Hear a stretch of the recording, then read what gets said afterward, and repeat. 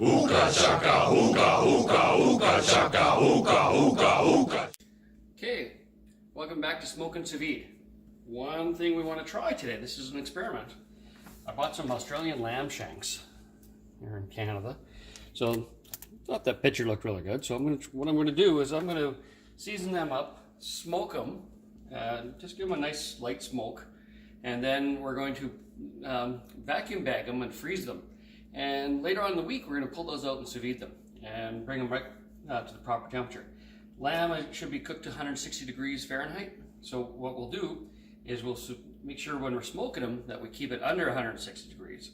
Then when we sous vide them, we'll sous vide them right at 160 degrees and bring them to that temperature so they're perfectly cooked. So what we're going to do here, we'll just open these up.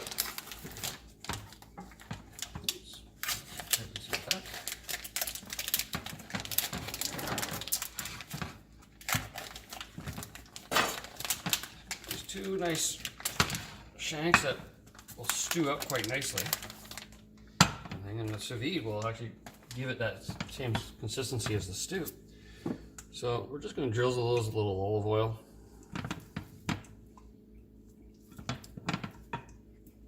Oops. Classic boot.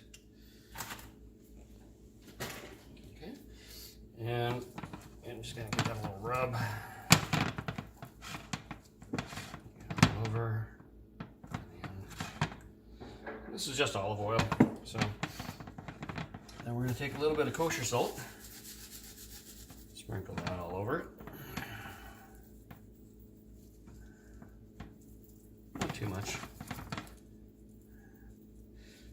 With kosher salt, it's a little easy to over salt things. Just give it a nice little consistent layer.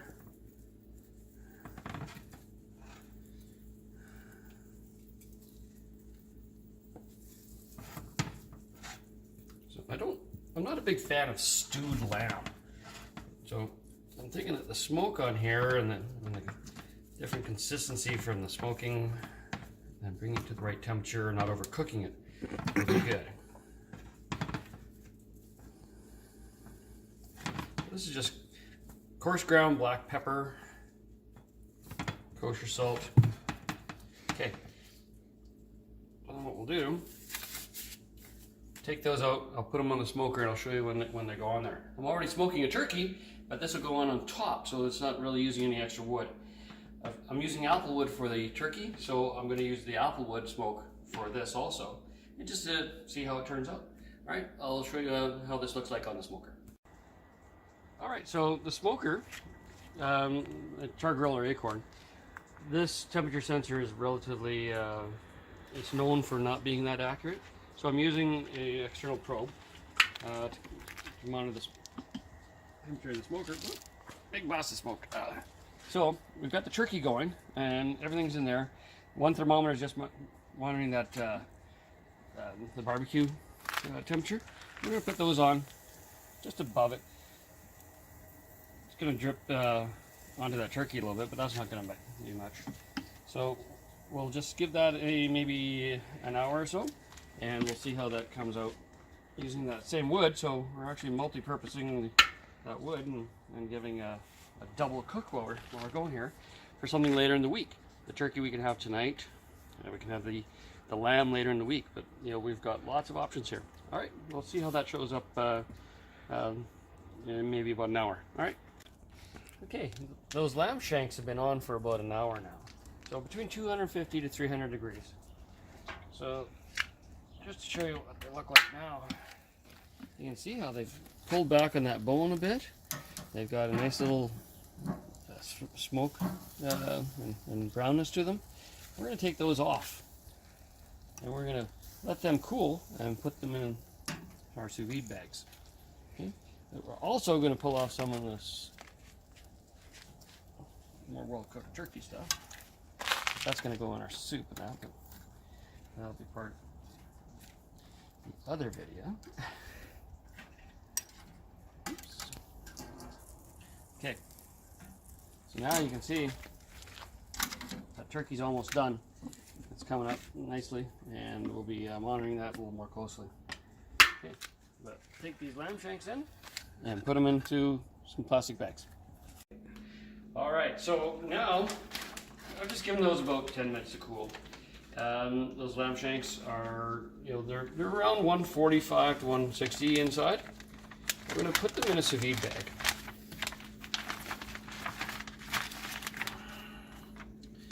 Take each one. You can see they're just from the juice, it's still a little bit on the rare side, which is exactly the way we want it for the sous vide. So, clean up the drippings there. And we're going to vacuum bag this.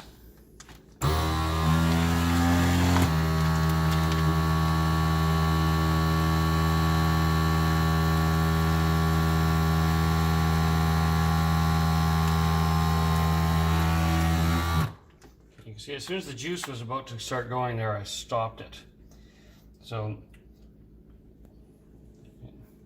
yeah, they're in there. They're slightly undercooked, but they've got that smoke.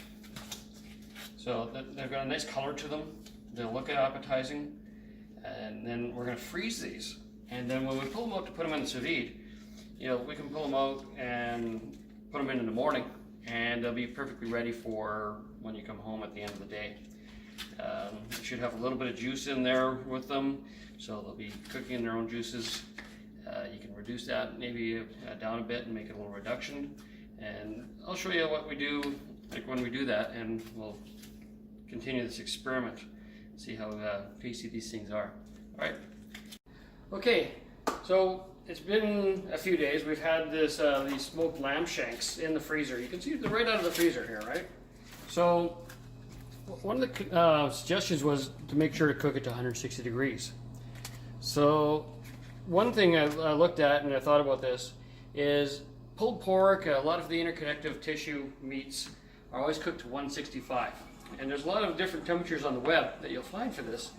But 165 is you pull apart, fall off the bone tender, which is what I'm looking for this lamb dish. So I'm going to set it for 24 hours at 165 degrees Fahrenheit in the sous vide. So the sous vide, as you can see, we got there a Nova sous vide. We've got the Rubbermaid 10-quart bucket. It's a water immersion cooking bath system, and it keeps it at a precise temperature. So it's still climbing up in temperature, but I don't care. This is right out of the freezer. It's going to plunge that temperature down a bit. It'll take about 20 minutes to get up to temperature. But we put that in, make sure the meat is fully submerged, clamp that down. The lid is really handy. You can order these off Amazon or anything like that. Just make sure it's the one for the right sous vide cooker. This makes it so that you don't have to top up the water on a 24-hour cook. Otherwise, you're constantly topping up the water if you have a pot. You can also use sous vide balls and that. So we've got this lamb on. It's going to cook for 24 hours. Doesn't matter if it goes in fresh, frozen. 24 hours is still plenty of time. It doesn't make any real difference. So at 165, that's going to be tender, fall off the bone lamb shank, and we're going to cook that up with this and serve it up with some nice fixings tomorrow. So after supper right now, this is on. Doesn't matter if it's 23 hours, 20, as long as it's more than 20 hours. But we'll give that a test tomorrow, and I'll show you what it looks like. All right, so it's been about 22 hours with this lamb shank. I'm going to pause that and pull it out. Next, put it in a separate another bag because there's a little bit of smoke getting into the water. So I think the bag had a little leak. So I double bagged it halfway through that. So if you can smell it, the smoke seeping in, that's kind of what's happening. It's just got a little bit of a leak. So it doesn't hurt to double bag it. So we're going to take this.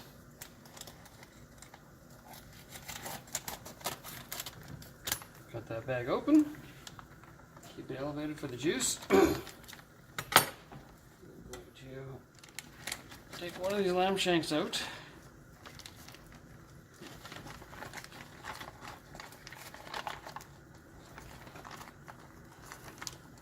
Carefully.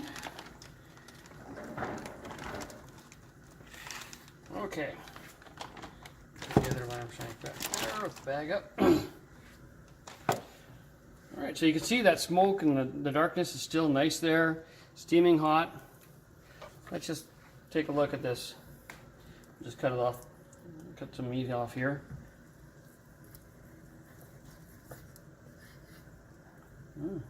So you can see how nice and fall apart that meat is, right?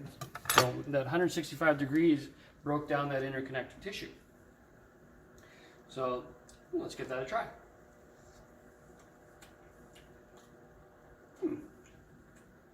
Very nice flavor for the lamb. So I like that. So we can pull some of this meat off the bone because you have 3 people eating 2 bones. Just kind of pull it off. Okay, we're going to just plate that up a little bit, and then we're going to add a little bit of a red wine and rosemary reduction on top of it. So just boils down some red wine, and there you go. Add a little Brussels sprouts and some quinoa, and you've got a nice, lovely dish. The lamb is delicious. The smoke comes right through, and it's fall off the bone tender, as you can see. So, you know, I hope you enjoy this. Look, I'm going to enjoy it quite a bit after that initial taste. So, if you like the video, you want to subscribe to my feed, so, you know, click subscribe to watch more videos from Smoke and Sous Vide. Until next time, talk to you later.